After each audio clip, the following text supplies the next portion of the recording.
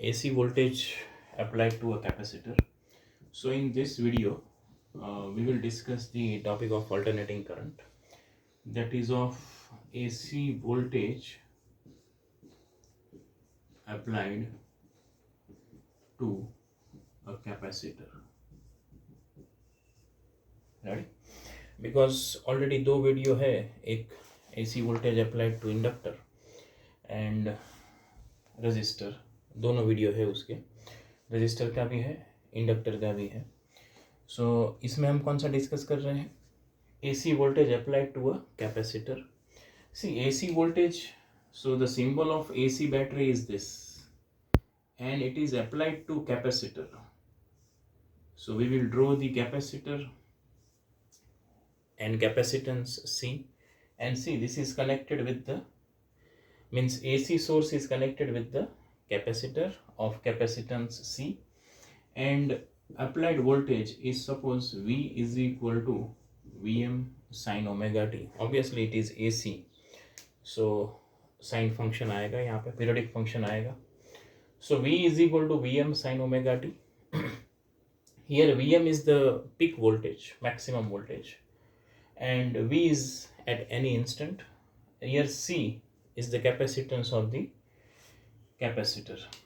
So obviously if we see the potential drop across the capacitor, normally हम उसका formula जानते हैं, या ऐसा भी बोल सकते हैं कि हम चार्ज एट एनी इंस्टेंट, ऐसा भी बोल सकते हैं कि charge on the capacitor at any instant will be Q is equal to C into V. This. So this will be the charge on the capacitor at any instant or any time. And now see, V is, we already know that it is Vm sin omega t. Okay.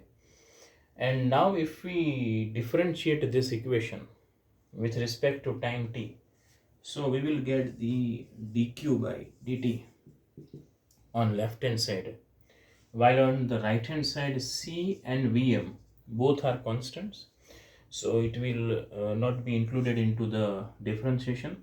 Now differentiation of sin omega t, it will be cos omega t into omega according to chain rule.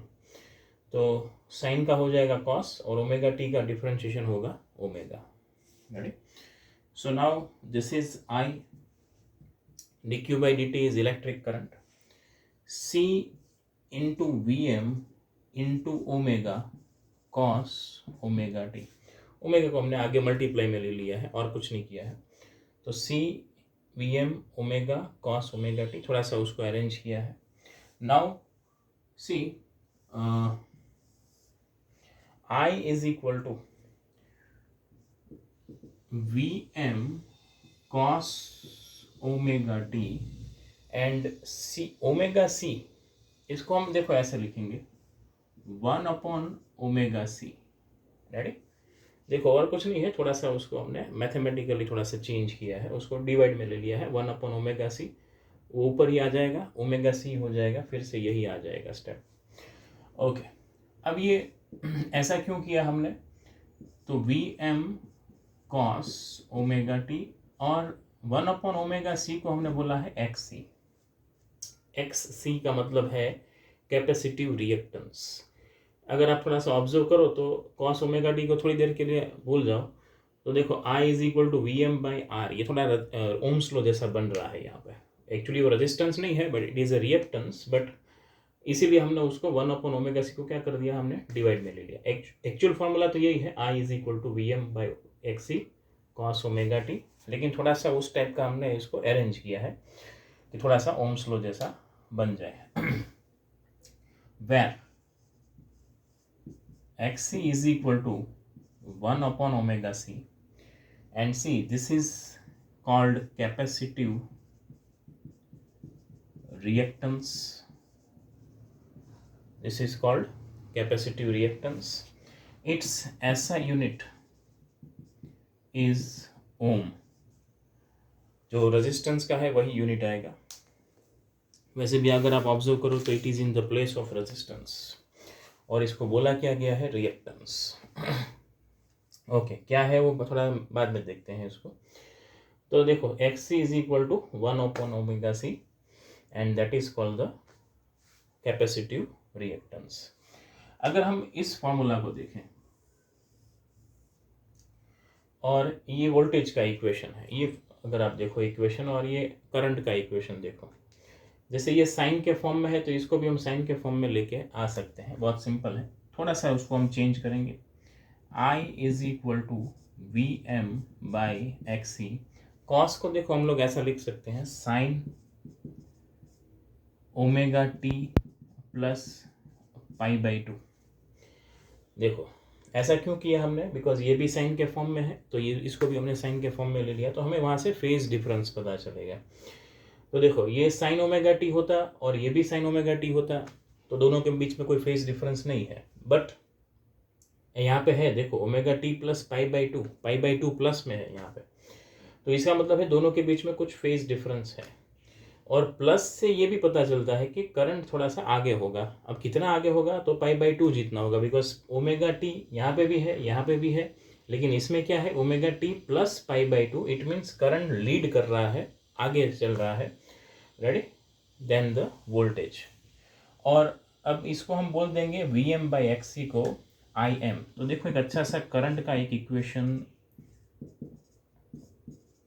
आ जाएगा, that is this, I is equal to I M sine omega T plus pi by to.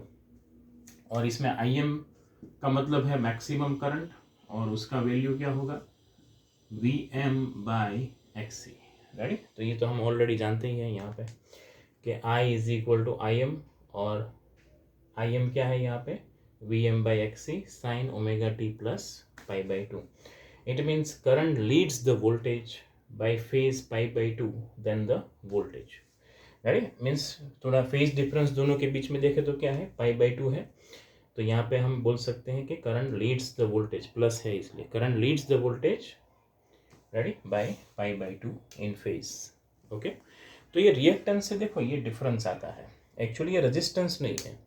अगर हम इसका average power देखेंगे तो इसका average power अगर हम देखेंगे अक्रॉस कैपेसिटर तो क्या हो जाएगा, ज़ीरो हो जाएगा। कैसे होगा वो भी हम थोड़ा सा देख लेते हैं। यहाँ पे देखो पावर का फॉर्मूला क्या है V इंटू आई, रेडी। अब V हमारे पास है V M sine omega T, और I का इक्वेशन हम ये वाला लिखते हैं कॉस वाला, थोड़ा इजी हो जाएगा, I M cos omega T. V M by X को मैंने आई एम लिख दिया है, 2 से मल्टीप्लाई करते हैं, इसको 2 से डिवाइड कर देते हैं, तो V M I M divided by 2 and this is 2 sine omega T cos omega T, 2 sine omega T cos omega T. See this is trigonometric identity, हम लोग जानते हैं 2 sin theta cos theta is sin 2 theta. So here Vm Im upon 2 and this is sin 2 omega t। ये हमें क्या मिला, power at any instant. अगर हम इसका एवरेज पावर निकालने जाएंगे तो एवरेज ऑफ साइन फंक्शन और cosine function over it's time period is 0। ये हम लोग जानते हैं, इसका डेरिवेशन का मैंने वीडियो ऑलरेडी बना के रखा हुआ है कि एवरेज ऑफ साइन और cosine function. See average of sine और cosine function over time period is always 0, तो इसका एवरेज पावर क्या हो जाएगा 0। So average power dissipation across the capacitor in the AC circuit for the pure capacitive circuit is 0। तो देखो power dissipation तो यहाँ पे कुछ हो नहीं रहा है, एवरेज पावर इज 0। तो ये रिएक्टेंस का वर्क क्या है, रिएक्टेंस एक्चुअली इसलिए देखो रिएक्ट करता है when we connect the capacitor और inductor in the circuit, ready. तो उसका रिएक्शन क्या हो जाएगा, इंडक्टर हो तो क्या होता है कि करंट लैग्स द वोल्टेज, यहाँ पे माइनस पाई बाई 2 आ जाएगा, उसका भी वीडियो मैंने रखा हुआ है। और ये कैपेसिटर के लिए क्या हो जाएगा plus pi by 2, it means here current leads the voltage, वहाँ पे current lags the voltage inductor के लिए। तो बस इतना सा डिफरेंस है दोनों में। बट जो भी रिएक्टेंस, ये जो रिएक्ट कर रहा है कैपेसिटर और इंडक्टर, वो कैसा रिएक्ट कर रहा है कि करंट और वोल्टेज के बीच में क्या आ जाए, फेज डिफरेंस आ जाए। लेकिन ये तीनों जो टॉपिक है, pure resistive, pure inductive circuit, pure capacitive circuit, ये हम इंडिविजुअल कंपोनेंट्स के लिए बात कर रहे हैं। अगर हम LCR सीरीज सर्किट देखें तो उसमें फेज डिफरेंस कुछ और होगा, ना तो वो 90 होगा ना 0 होगा, कुछ एक पर्टिकुलर हमें एंगल मिलेगा, फेज मिलेगा। तो उसका भी मैं वीडियो रखने वाला हूँ बाद में। तो अभी हम क्या डिस्कस कर रहे हैं, this is called the pure capacitive circuit, and in pure capacitive circuit current leads the voltage by phase π/2। Ready? अब इसका एक वेव फॉर्म भी साथ में ड्रॉ कर देते हैं। वेव फॉर्म बहुत सिंपल हो जाएगा। अभी देखो आप लोग,